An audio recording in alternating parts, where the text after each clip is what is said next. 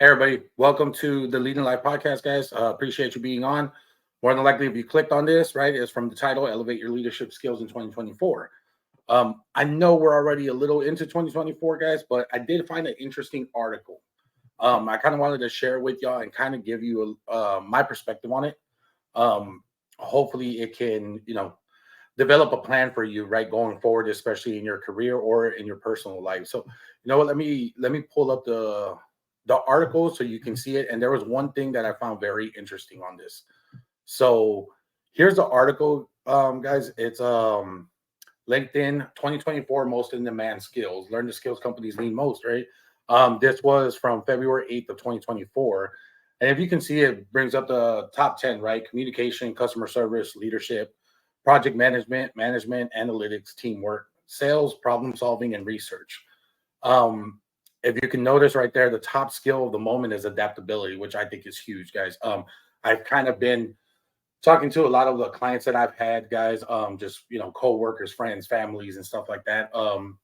Just really anybody that kind of will listen, guys. And I've been telling them, like, I think we're in a time right now where adaptability is not held to a higher standard, guys. And if you might be experiencing it, guys, where I think the workforce is changing, right? And I think that calls for us to be very adaptable in our current situation.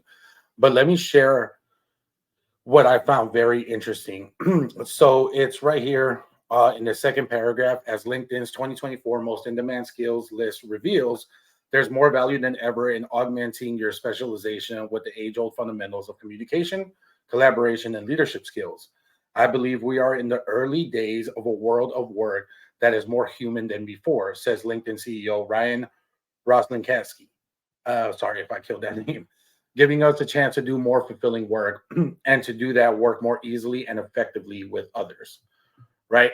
And what I find most interesting about that, guys, is the human part, because I know a lot of the headlines right now are with AI and how it's going to change the workforce. It's going to eliminate certain jobs. And um, I work in operations management. I've been in operations management for a couple of years now, guys.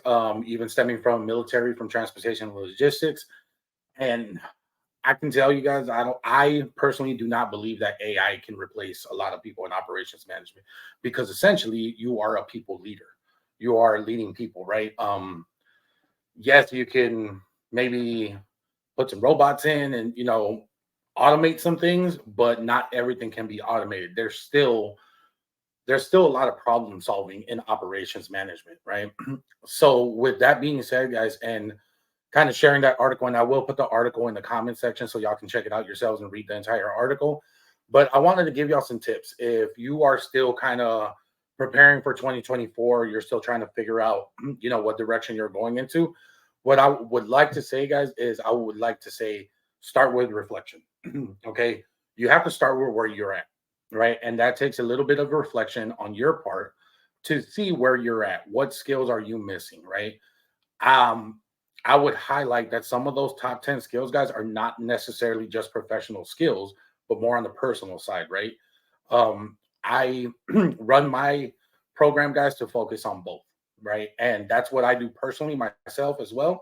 I try focusing on both, right? Adaptability, I look at it more as a personal skill, right? How are you reacting to change? How are you controlling your emotions in the work area, right? Are you getting mad? Are you just not open to change, right? So it's something that you might have to work on personally, right? So that's why I said start with reflection and really dig deep into yourself, and then into figuring out what is it that you are lacking in your current work, or if you want to switch jobs, or if you have to switch jobs, right? Some people may be in that situation right now. After you do that reflecting period, guys, make a plan. And what I like to do personally, guys, I call them seasons, but I break my seasons down into 90 days, right? So essentially, I have 4 seasons in a year, right? That plan can be something of, hey, my job is changing. It's requiring me to learn this particular skill, right? More on the professional development side. I have to learn this new software system or something like that, right? So make a plan, guys, but make that plan with daily intention. All right. That's very important. daily intention and set a tracking device or a tracking metric, right? That you can look at on a daily basis. I'm a very physical, visual person where I want to see what I am doing, right? So, for example, I carry around flashcards. I carry around 3x5 flashcards and I write down my notes on there. I write down, hey, today I have to get through 1 hour of this training, right? And I have to build this program where I have to build this spreadsheet or this slide or something like that, right? Make it actionable so you can essentially track your progress along the way, right?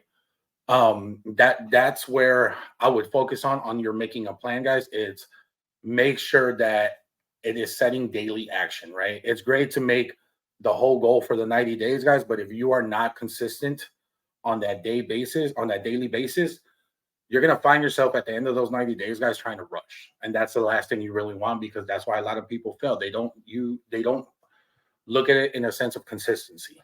Okay. After that, guys, like I said, set daily actionable steps, right? And track those steps, reflect on those steps, right? It doesn't have to be a whole sit down process. It can just be something as simple. Hey, I was supposed to do A, B, and C today. I only got A and B done. Why? It's that simple. Okay. I ran out of time. Tomorrow, I'm not going to set so much stuff on me because I know I got to drop off my kids at school, and you know what? I got my daughter's soccer game, right? You know, you can't do as much, or you might not be able to get done as much. So just schedule A and B, right? Instead of A, B, and C. All right. Set those daily actionable steps, guys, but reflect on it. Reflect at the end of the night. All you really need is 5 minutes. Be honest with yourself. Hey, I didn't complete this because I got lazy. Okay. If you were tired, if you were lazy, if you were just procrastinating, just be honest with yourself, guys, but set daily actionable steps that you know you can achieve, and then set a little bit more, maybe a little extra, one more task or something like that, right? It's all dependent on your situation. Okay. Like I said, reflection, right, is key, but at a minimum, reflect weekly, guys. Okay. Take the time to sit down, and this is your more elongated reflection period of I'm going to sit down for 30 minutes by myself in my office, in the room, outside, wherever, and truly reflect on what you got done, how far you are to that goal, how close you got to that goal, if that's even a goal anymore, right? 90-day period may seem like a short period, guys, but it is a really long time if you think about it, right? So take the time, guys, to really identify, am I getting closer? Am I getting farther away? Is this goal even relevant, right? You might have to pivot. You might be reflecting one week and figure out, hey, I don't really need this goal anymore. I thought I did and I don't, but how can I pivot to still be able to accomplish something somewhat related to that goal within the 90 days? Maybe for the example I gave, right? If I have to learn a new system or a new program or process, and then I come to find out halfway through that, oh, we're no longer going to use that. We're going to stick with what we know or what we already have. Well, maybe the remaining of the 45 days that I have, I look at it, okay, what have I learned in this system and how can I implement some of those? Because I did find some benefits in this new program. How can I take some of that and embed it into our system right now to make it even better, right? So you got to just, that's where that adaptability comes into play, guys. All right. Keep your mind fresh, guys. Keep it open to possibilities. All right. I did want to let you know, guys, if you do need help with this, guys, I do my program. It's called the Soaring Leader.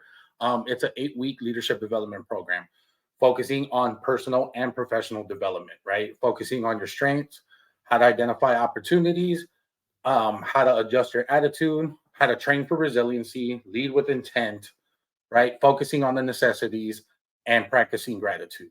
All right.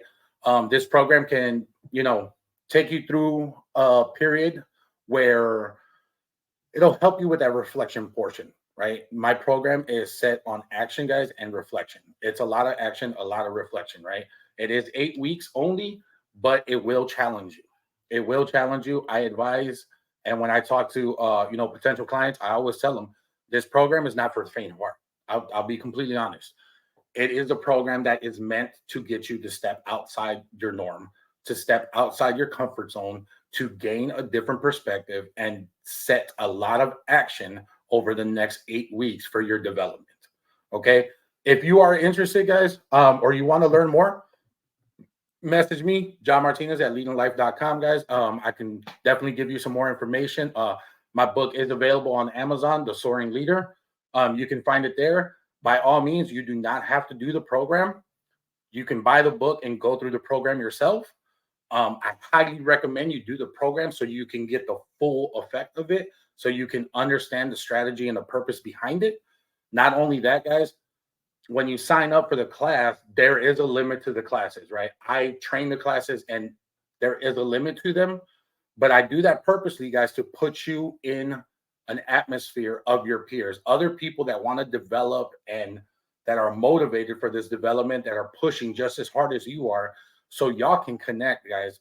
What greater way to have to build a network of people than the people that are already working just as hard as you are and want the same things as you are, right? Gain a different perspective. Hear somebody else's story of how they got to their career or the position that they're in or their personal life, right? So by all means, guys, if you have any questions, just hit me up, John Martinez at leadinglife.com, guys. I'll answer any of the questions. Hope you have a great day, guys, and thanks for checking in.